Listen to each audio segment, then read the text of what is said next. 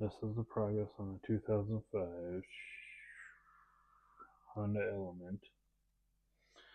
Just did the valve, verified valve lash on the intakes and exhaust. And all the nuts and bolts are going to be 10 millimeters for that valve cover. I actually just use a ratchet on the power steering pump, rotate over slowly,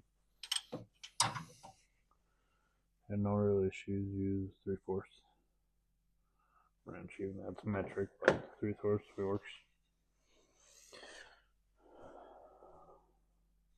And this is the progress of the interior. All done, all back together. So far everything's working. Just need to bring it outside and bring it up to operating temperature. All actuators and AC is working.